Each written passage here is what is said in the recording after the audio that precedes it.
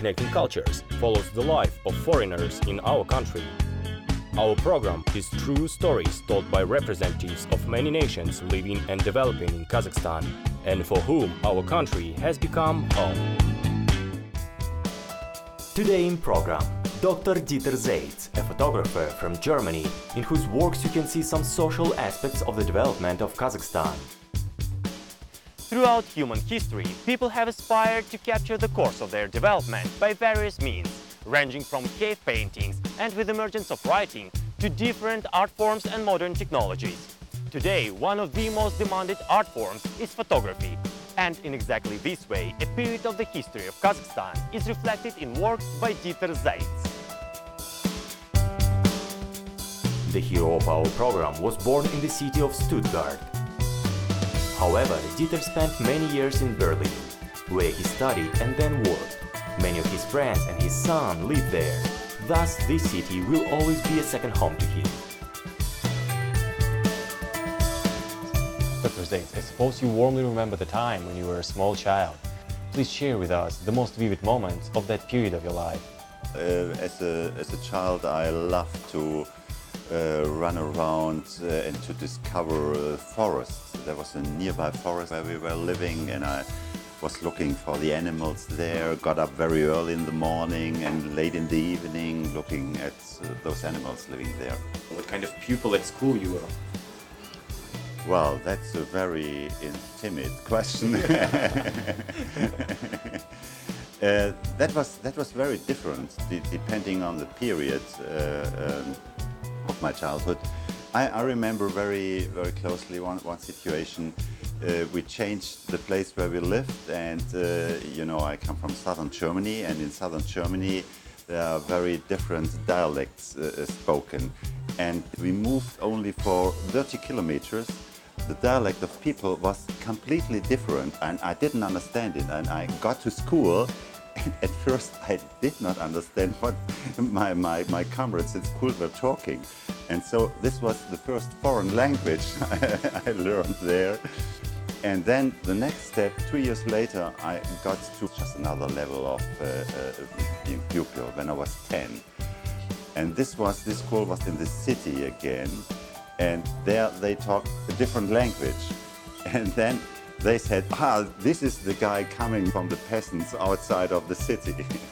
And so I had to change a little bit again. So that was just one thing I remembered, very funny.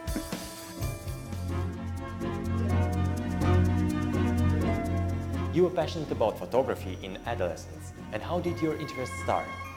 Well, it has a little bit to do with the business of an uncle of mine. This was a business has to do with the reproduction of big plants, things like that. I didn't know very much about this business. It was sort of a secret for me, but I knew it has to do with reproducing things, and so that was one origin, which was even much earlier, before 14. A bit before I got my first camera. But before of that, I was painting very lot as a child and in school, and to put things on paper to look how it looks like, and to put it on just to reproduce things. And this was always a thing which I liked very much. And so there's just a small step to photography. I had two interests besides sports and things like that. The first thing was friends of mine, they founded a music band, and there was the position of a drummer. It was vacant, and I was interested in drumming, and so I thought about to do that. And parallel to that, I was photographing, but at a certain point I had the feeling I have to make a decision, because it was not possible to do both. So it was not so easy to decide, and well, finally at a certain point I thought, well, playing a drum is nice, but it's noisy as well, of course. So it may be a problem when I want to playing the drums, and so I talked with my parents. Of course, I was quite sure they will tell me, oh, better take photography. And so this was just one last step. to go really 100% to photography.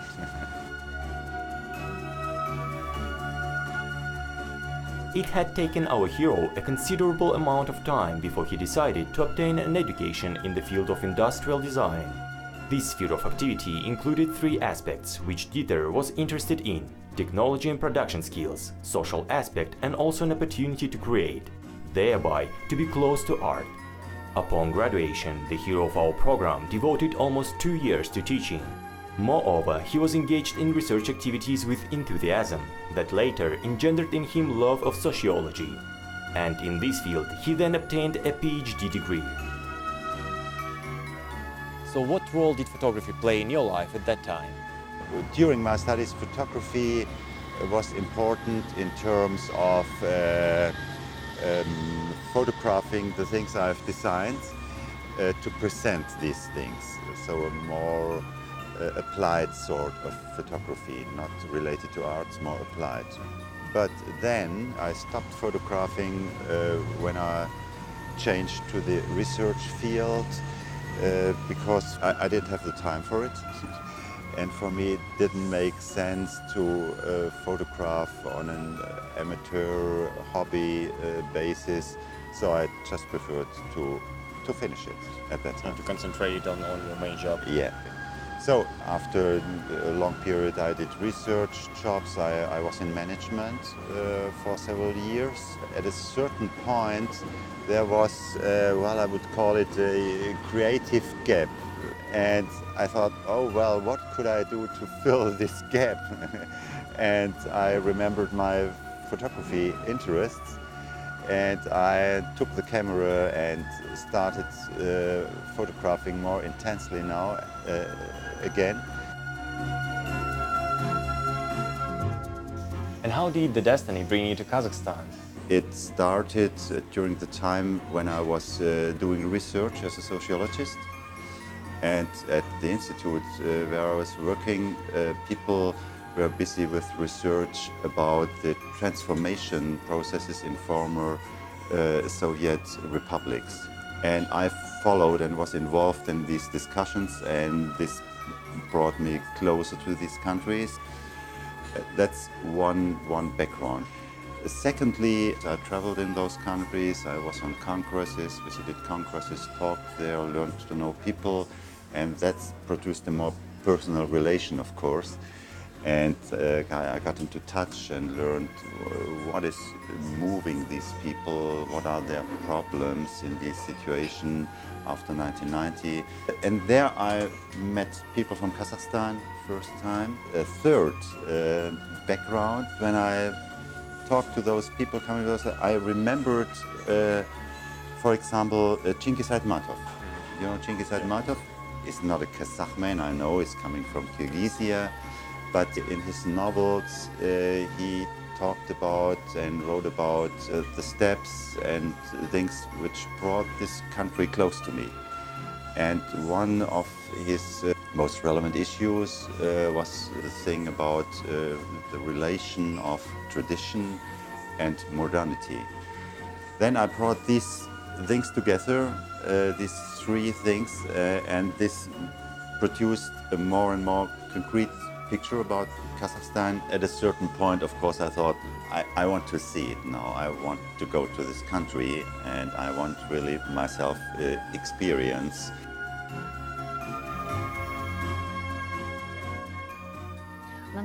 Our exhibition presented Dr. Seitz various works of different years, and Astana, for the whole period of its construction, was showed in a quite interesting way.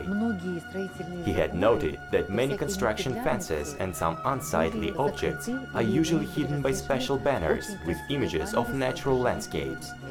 The audience enjoyed the exhibition very much. There were many visitors. What subject and why did you decide to reflect your works?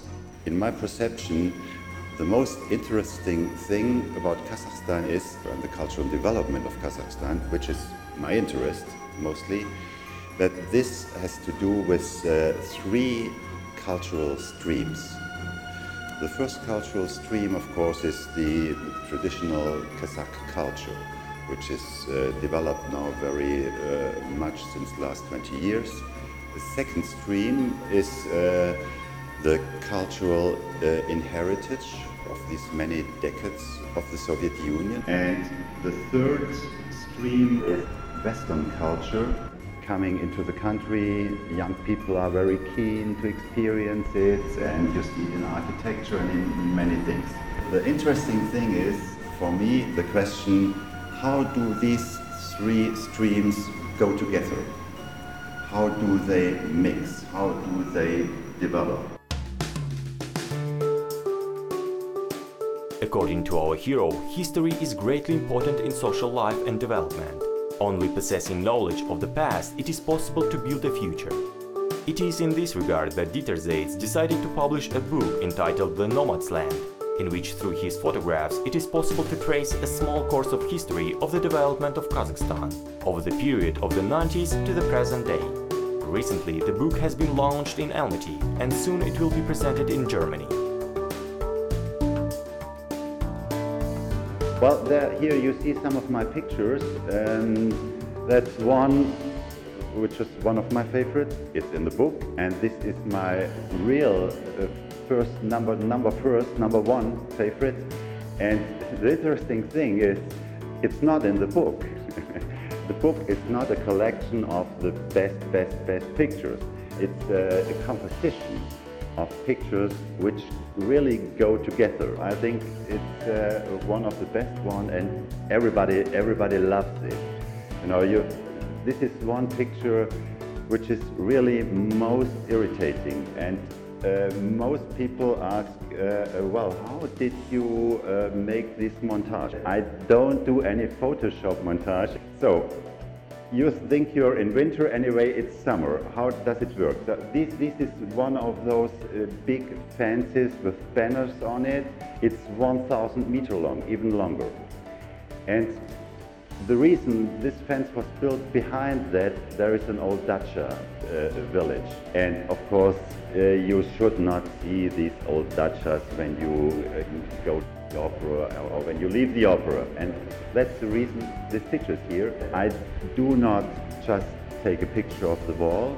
I'm trying to play with illusion and reality. Of course, everything is a part of reality. In a certain way, this is an allegory which is very often used in art. We met in Kazakhstan, we met in Almaty, and he presented me his first photographs and I started to join in. So we were discussing the development of the book, and then we decided that he will do the pictures, the photographs, and I will do the text, the essay.